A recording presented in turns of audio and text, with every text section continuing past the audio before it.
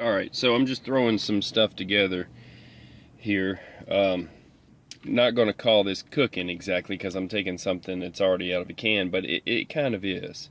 Um, I'm starting out with these charro beans. Now, I got these at a Mexican store, but you can get these at Walmart now in the section where they have ethnic foods, is what they want to call it, or whatever. It's Mexican food.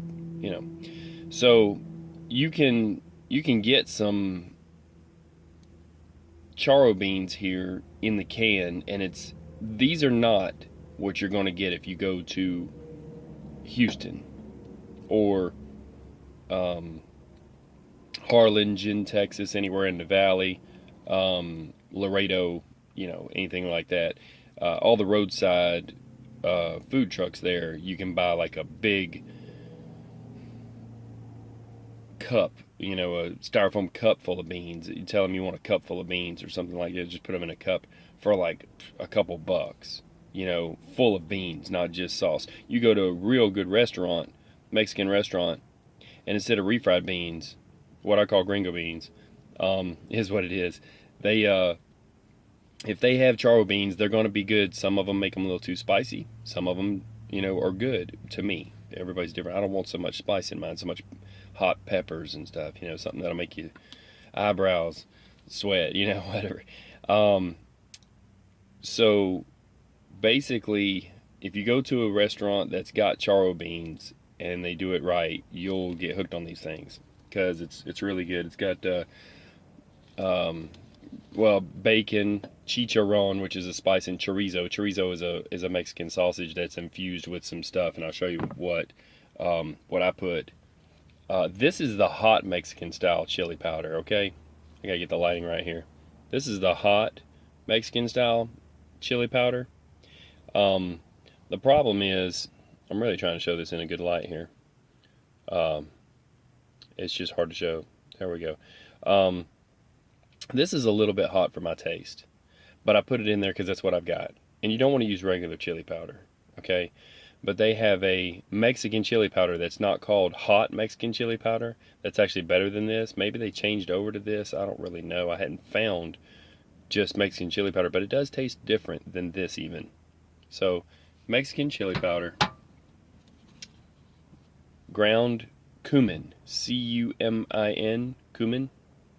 Difficult to show that too with this lighting. This lighting overpowers everything, but I needed some light. So ground cumin and just about a big tablespoon, even teaspoon to a tablespoon of this. And I'm putting in I'm putting in 2 cans of the beans. And then salt and pepper, salt and pepper shakers here that I got. And I put Oscar Mayer beef hot dogs is what I like, but you can put any kind of hot dog you want. Just cut them up and throw them in there, and then I'm gonna put mine in later. I'm putting in the beans now to cook, which they're already pretty well done, but they're gonna be really soft when I'm done with them, and doctored up with spices and stuff. And then I'm gonna take the hot dogs and cut them up and throw in there. I'll use my little cutting board back here and cut them up. And sandwich meat, I'm going to take 4 or 5 slices of ham sandwich meat, and I'm going to put in there a whole pack of hot dogs. I'm just going to go crazy with it, but you can just put half a pack if you want. Mine's going to be more hot dog than these are kind of like what they used to call cowboy beans, and they talk about, oh well, the cowboys had to eat beans on the trail. They weren't hurting, they were making good stuff. Okay, they were not hurting. Don't get that twisted. The cowboys from way back, and the Mexican or American, wherever you want to call it, for real, they were eating good because they made stuff like this. It's got meat in it, it's got beans, it's got some peppers, and it's just phenomenal. This goes good with, really, you can make some cornbread, or buy some cornbread rolls from the truck stop, whatever. But it goes good by itself.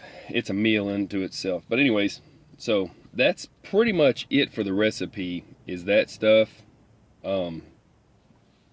And I'm just going to talk about something for a minute. And anybody that's doesn't believe that, you know, we should help out people, help out our neighbor, I get where you're coming from. It's a hard world.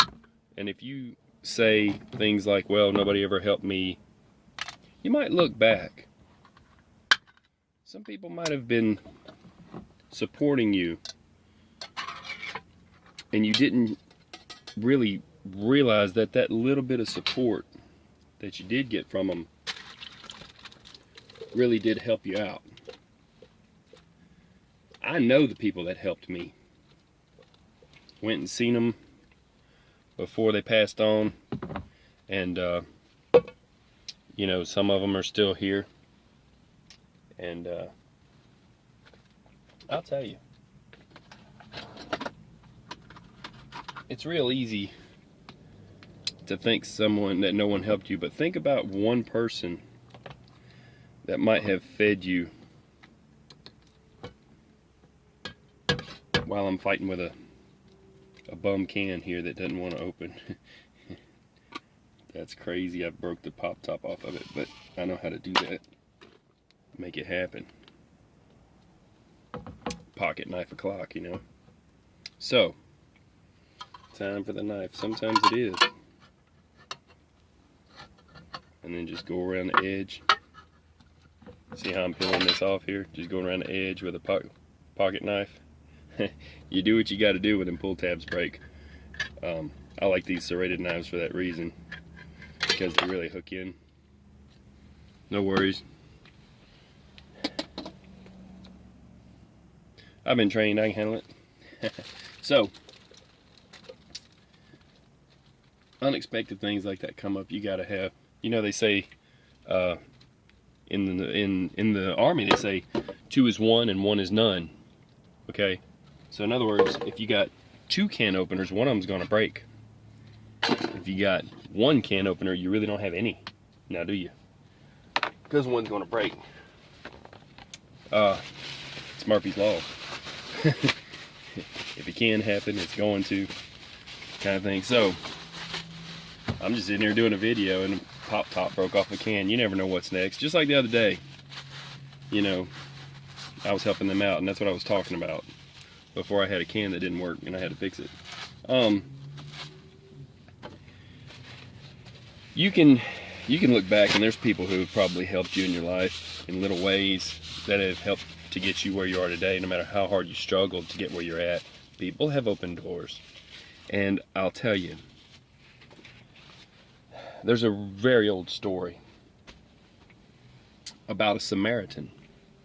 Okay? Those of you who know the book, they know where it's at. Those of you who don't know the book, you can just listen to the story. Okay? They were trying basically to catch Jesus in a lie or blasphemy. Blasphemy was talking about something that was well known to be against the original Hebrew scriptures, and then they could stone him to death. They really wanted to kill him. So they were trying to say, you know, well, you know, you did this and helped this person, whatever. And, you know, Jesus decided to tell a story. He deflected, he told a story about the Samaritan. Okay. So, basically, I'm putting in this right now, this Mexican chili powder, but I showed y'all that. It's a good tablespoon. I pretty much judge it like that. They were trying to catch him in any kind of a thing that would be blasphemy so they could kill him. They actually, the Pharisees were actually sent against him, the preachers at the time who they had a big following, and they also dressed up nice, and he was saying, look, listen what they're doing, but not what they do, because do as they say, not what they do, because they're saying the right scripture, they know all the words, but look, they dress up just to get attention and to have a following, not to really be godly men. So anyway, The point is, he said, there was someone who's going to serve in temple, a kind of like what they were at the time, the priests, the high priests, and the rule was they had to be clean to serve. Well, he was on his way to temple to serve and to be in that, and that was a highlight of they had different groups of them that did it at a certain time, and he only got one little chance, one opportunity, and he had to be clean at that time. He had to be dressed and ready, and no rips on his shirt, because that was a rule.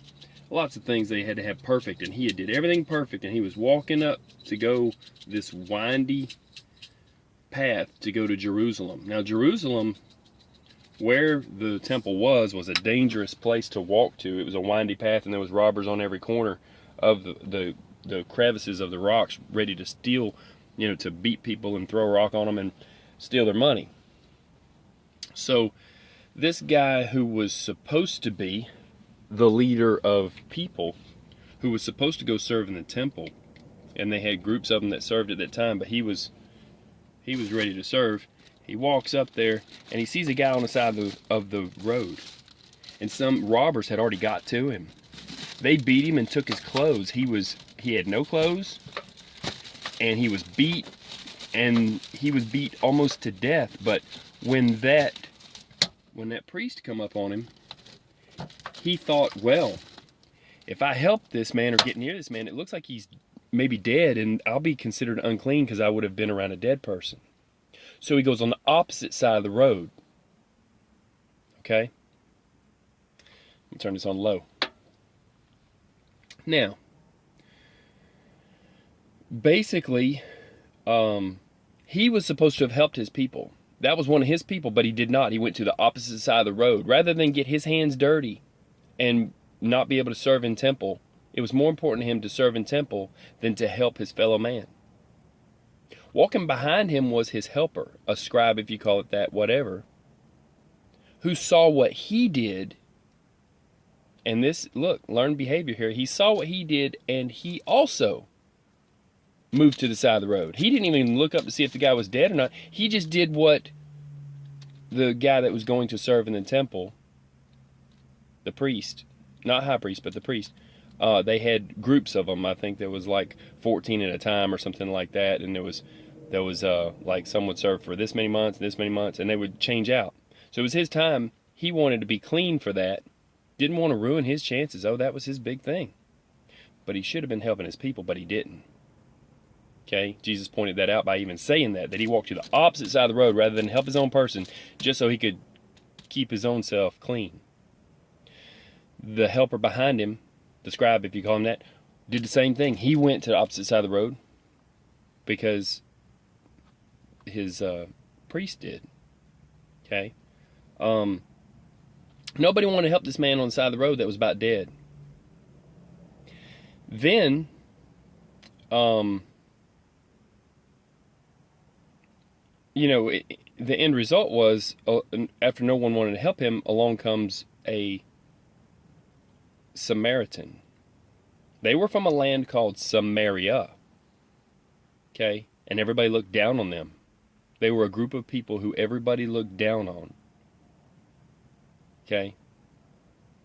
For some of us, that might actually hit close to home. So, the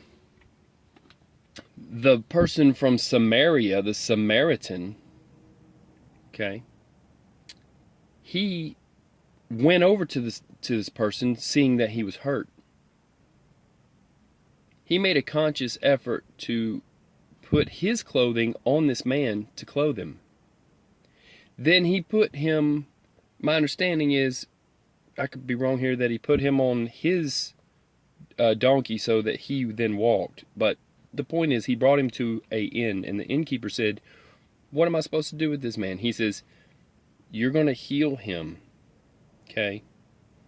Until he gets better, you're going to keep him basically in a room. I'm going to pay you right now for the next however many days, and then I will come back from my travels when I'm back, and I'll pay you for anything else he incurs, any food, any charges, anything.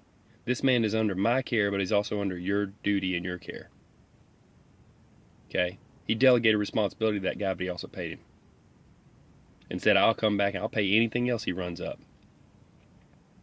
So then Jesus said, so I ask you, to the Pharisees, who is your neighbor? Because when he said about helping your neighbor. Okay? Now, there's a little bit more to that. Not only were the people in Samaria looked down on, but in other places it says that he offered one of them a drink of water, and they said, who are you to offer me a drink of water? Do you not know I'm Samaritan? I'm a Samaritan, and that you shouldn't even be associating with me because it's against Jewish law, or at the time their Jewish rule, because they thought so lowly of those people. Okay? So having said that, they thought so lowly of them people, they wouldn't even share a drink with them, or even break bread with them, or even talk to them. They were a hated group. The whole entire country was hated. And it confused them that Jesus wanted to actually give her a drink of water. So, not only that, later there was so much hate for the Samaritans that they even changed this story. They even changed the story out of the Bible and named it the Good Samaritan. As if there could not possibly be more than one Samaritan who was good. Does that ring a bell to anybody about how they feel about other people? That you would think, oh, well, there's one good person right there, but there can't be more. Now, why do I help people? There was a woman, an old woman, who she should be retired long ago. She was digging in a dumpster. Okay? And in the Bible, it says we're supposed to help the widows, but the truth is this. My question is, how could you not help her? Okay? So, yeah, that's why I'm cooking this right now. And I honestly, I thought about this, and this is where my thoughts were. I was like, man, I wish I had some beans in my pot. I'd give them a bowl. Because there was two of them. I'd have given them a couple bowls of this stuff, because this is good stuff, man. So I'm sharing it with you. Maybe you'll have some and too much and give a driver or anybody, I don't know. What I do know is this. I will continue being the person that I am. I will continue to give, sometimes to my own fault, sometimes till it hurts, because everybody on this planet is your neighbor. People are going to have to realize that real soon.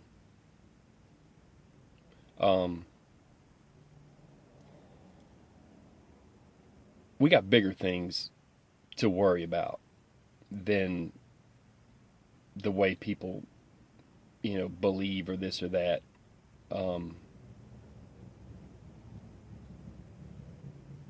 There's a lot more things out there that threaten, existence of the way everyone lives in peace and stuff. And so, honestly, if you help one person, maybe they'll be the next Steve Jobs or Bill Gates or someone that, you got to feed their body so that their mind can grow. Let's help lift up the next generation instead of thinking that everybody's out to get you. That's just my way of living. I'm not telling you you have to live that way. But I will say this, everyone is your neighbor is the answer to the question. In case you don't know the answer to the question. Everyone is your neighbor. And that's why I do what I do. But you can still do what you do, and that's fine. But I'm me. And I'm making beans. And, I might wind up giving some away. Who knows? I'll probably eat the whole thing. I don't always run into people who are in need. However, I do keep stuff ready for them so that it's not difficult for me in my travels, that I don't have to run to a Walmart and do this and that. I keep a bag. Look up my video, Backpacks for the Homeless. It's just a blueprint you build it how you want to build it. So anyways, I hope you like charro beans. These are really good. Throw in some hot dogs and some ham, and if you really want to go crazy with the crock pot and put it in for more time, you could add some more water to this and throw in some bacon, and then you'd have to cook it for probably 7-8 hours. Make sure the bacon's all done. But I'm wanting something that's pre-cooked. I like these little heat up deals. My uncle gave me a recipe for some Brunswick stew that's just cans of stuff added together, and it makes a good Brunswick stew, less expensive. And that was one of my uncles, and he was Cherokee. He was a member of the Cherokee Nation. He was a genius, is what he was. My other uncle gave me his recipe that other people didn't seem to appreciate as much as I did. And it was his chili, is what we call it. I'm going to share that with you too. I'll tell you, Bob's chili, it was awesome. It was like a can of a soup. It was, he threw a whole bunch of different stuff together, and it wound up really good. But this is kind of mine. This is kind of what I'm throwing together, just trying to make charro beans. But it's not as good as what you're going to get in Houston. I always still want, what they have. But this is something that you can feed yourself, and you'll be like, oh, I kind of get the idea of charro beans. So, went off into a story. Hope you liked it. And I'm just cooking a little something because I look up at my crock pot and I'm like, man, I wish I would have put something in there, And the other day, I gave a lot of my groceries away, almost all of them. So that's, they were in need of it more than I was, and I knew if I still had charro beans that I could make this today. So I don't mind sharing, and then I'll go back to Walmart and get the things that I gave them some beef stew and all kinds of stuff and some clothes, and yeah, I gave them all kinds of stuff. The point is this: I knew I still had some edible food that I could put in this, and I wasn't gonna go hungry. And I've still got a can of chicken noodle soup or something for myself. But I knew I wouldn't see them probably again ever, or for however long, if I'm ever in an area where they might be at the actual truck stop I was looking for that night. Who knows? So why not help them as much as I can while I was there? And as bad a person as you can be, God does put you in a certain place at a certain time. It is what it is. So nobody's perfect, and I don't judge anybody for ever winding up in a bad situation where they don't have money and they need help. We've all been there. So help out when you can, is all I can say. And have beans on deck, because I wish I had them. I'd have gave them some of them beans. That's it. That's all I got. Y'all stay safe. And don't forget the hot dogs, and don't forget the ham. Sliced ham. And if you got some bacon, you want to cook it medium and throw it in there. Or you could just cook it in this thing forever, 5-7 hours. 7-8 hours. And I would add water if you do that, if you cook it for a long term. These will be done when I throw them hot dogs in there. I'm going to let these cook it'll be an hour before I see them at the truck stop to get the hot dogs. And then it'll be, I say, another 30 to 45 minutes before the hot dogs are done. And before because they're cut up. And before the ham, is really the way I like it. So, with that, I ain't going to hold y'all up anymore. And have a good day. Stay safe. Help where you can. Get you some charro beans. That's it. I'm out. Peace.